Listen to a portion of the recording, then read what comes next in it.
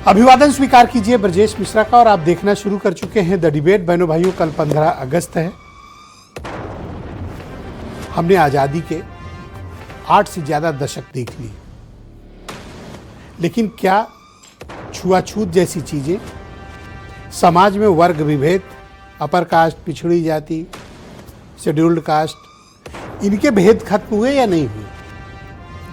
क्या समाज में जो एक वर्गीकरण करके कंपार्टमेंट में कम्युनिटीज़ को बांट दिया गया है, ये कम हुआ कि नहीं हुआ? क्या एक समाज के तौर पर हम आगे बढ़ रहे हैं या हम राजनीतिक भेदभाव के शिकार हैं? या इन नेताओं ने हमको आपको जातियों में गिनकर जातियों के कंपार्टमेंट में फिक्स कर दिया है और हम इनके दिए एजेंडे पर चलते हैं? क्या ऐसा है? क्या आज भी छुआछूत जैसी चीज एग्जिस्ट करती है? हम आज इस विषय पर खुली चर्चा करते हैं कि आज क्या छुआछूत एग्जिस्ट करती है। दूसरा, दलित समाज का राजनीतिक चिंतन क्या है और ये चिंतन क्या उसे कोई राजनीतिक चेतना दे रहा है या फिर ये वर्गों में ही बटा रहेगा? आज चर्चा इसी विषय की। बहनों भाइयों, कल राज्यसभा में इस देश की सबसे बड़ी अपोजिशन पार्टी कांग्रेस पार्टी के राष्ट्रीय अध्यक्ष और राज्यसभा में नेता प्रतिपक्ष मल्लिकार्जुन खड़गे, जिनकी 50 साल की राजनीति है, उन्होंने एक बड़ी सनसनीखेज बात कही और बड़ी अलार्मिंग बात कही। उसके पहले इंटरनेट पर तो था, लेकिन लोगों का आकलन नहीं था। उन्होंने कहा कि मैं राजनीतिक तौर पर ही और सामाजिक तौर पर छुआछूत का शिकार हुआ हूं। मेरे साथ उत्तराखंड के हल्द्वानी में जो मैंने रैली की, उस रैली के पश्चात उस स्थान को गंगाजल से शुद्ध किया गया। भारतीय जनता पार्टी पर उन्होंने आरोप लगाया राज्यसभा में कि इस पार्टी के लोगों ने, इस पार्टी से जुड़े हुए और इनके समर्थकों ने शुद्धिकरण यज्ञ चलाया। तो जब एक इतने बड़े नेता के साथ छुआछूत की घटना हो सकती है, तो सामान्य दलितों का क्या हाल होगा? क्या वो भी छुआछूत के शिकार हैं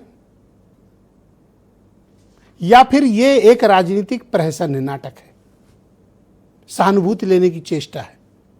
क्या है ये? लेकिन बहनों भाइयों, हल्द्वानी में जो कुछ भी हुआ उसकी निंदा की जानी चाहिए। समाज इसे किसी भी प्रकार से स्वीकार नहीं करेगा। भारत आर्टिफिशियल इंटेलिजेंस के दौर से गुजरने वाला देश है, तकनीक को अपनाने वाला देश है, समाज में सबको सम्मान और सुरक्षा देने वाला देश है। यहाँ भेदभाव को किसी भी प्रकार से जातिगत आधार पर भी स्वीकार नहीं किया जाना चाहिए। इसकी कठोर निंदा होनी चाहिए। जिसने भी ऐसा किया है उनके खिलाफ कानूनी कार्रवाई होनी चाहिए। मुझे अचरज है कि धामी सरकार ने उन्हें अब तक जेल क्यों नहीं भेजा, जबकि भारत में इस पर कानून है कि यदि आप छुआछूत करते हैं तो यह आपराधिक काम है, इस पर FIR होगी, जेल भेजे जाएंगे। खैर, अब आगे बढ़ते हैं। तो जब इतने बड़े नेता के साथ भेदभाव हुआ है, तो क्या सामान्य दलितों के साथ क्या हो रहा होगा? और आपको याद होगा कि इसके पहले हमने अपर कास्ट के बारे में चर्चा की थी, मुस्लिम कम्युनिटी पर चर्चा की थी। आज दलित कम्युनिटी पर चर्चा करेंगे कि इस कम्युनिटी का राजनीतिक चिंतन इस वक्त क्या है। बहुजन समाज पार्टी के राजनीतिक पतन के बाद अब यह समाज छिन्न भिन्न है।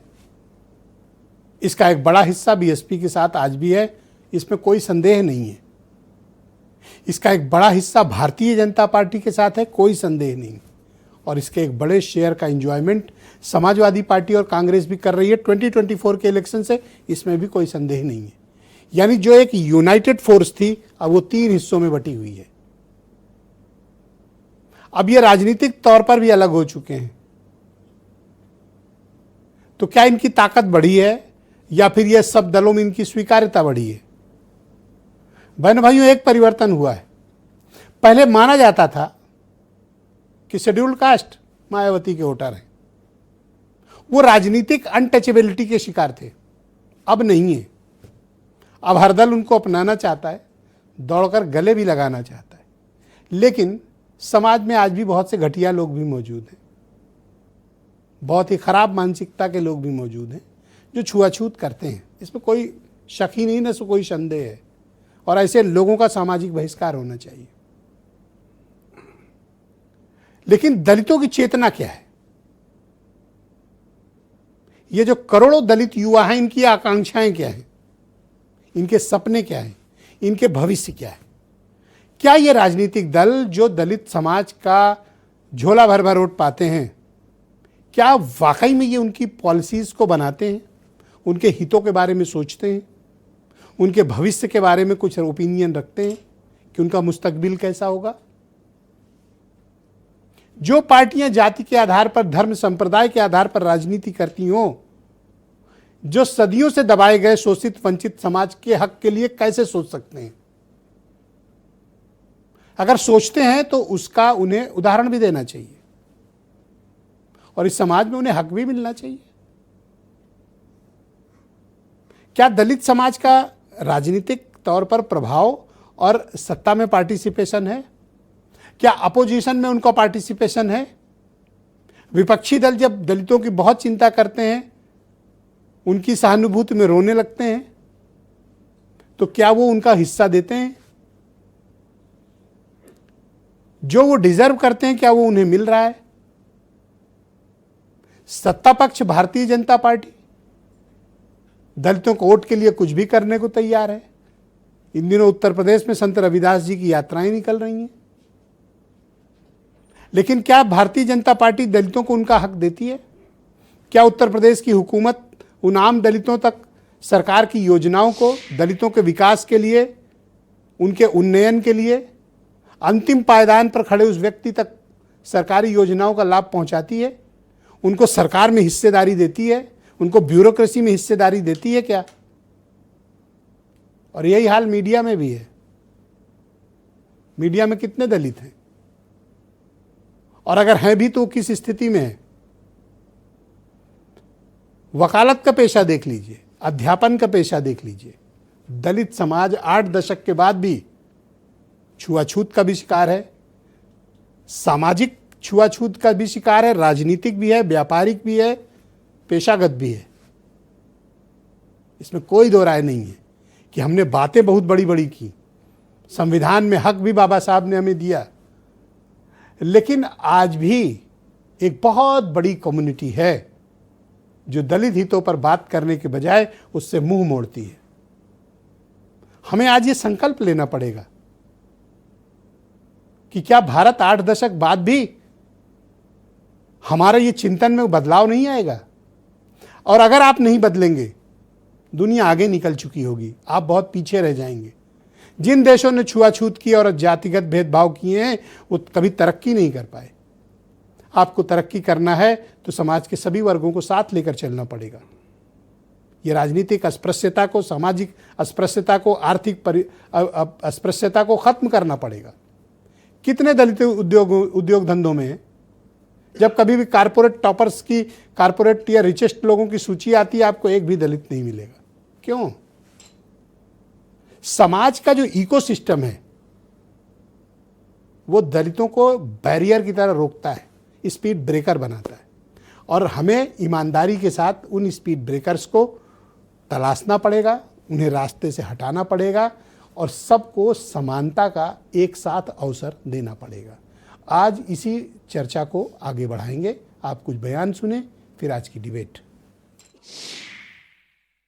मैंने किसी समाज का, किसी धर्म का नाम नहीं लिया, सिर्फ मैं लोगों के समस्याओं को वहां पर बताया। लेकिन मेरे स्पीच होने के बाद बीजेपी के लोग सब मिलके हवन करके उस स्टेज का शुद्धिकरण करने का काम किए। माननीय खड़गे जी ने कहा है, ये सच में बहुत ही दुखदाई विषय है, और ये दुखदाई सिर्फ कांग्रेस पार्टी के लिए नहीं, ये दुखदाई हम सब के लिए है। लेकिन आपने कहा है हम इसकी तहकीकात भी करेंगे।